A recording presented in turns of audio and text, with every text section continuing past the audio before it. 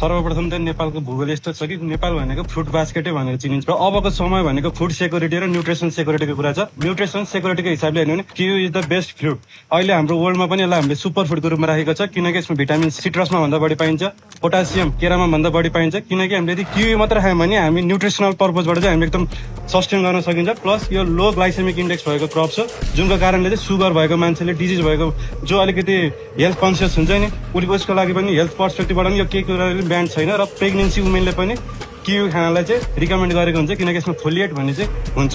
अनि अर्को कुरा रहेको छ उहाँ चाहिँ 600 रोपनी जग्गामा चाहिँ उहाँले चाहिँ के छ किवीको खेती गरिराख्नु भयो। He the biggest producer in the south Asia. त्यही कारणले पनि उहाँ चाहिँ अगाडि बढ्नुपर्छ जस्तो लाग्छ। I think he the best person किनकि उहाँले रिसर्च एन्ड डेभलपमेन्ट सबै कुरामा रिसर्च गरेर उहाँले आफ्नै प्याकेज अफ प्रडक्सन निकाल्नु भएको छ। कुन बेलामा चाहिँ केमिकल फर्टिलाइजर राख्ने, कुन बेलामा प्रुनिङ गर्ने, कुन बेलामा पोलिनेसन गर्ने, यो सबै उहाँले टेक्निकलले चाहिँ आफ्नो प्याकेज अफ प्रडक्सन डेभलप गरिसक्नु भएको छ। Revolutionary Agriculture War.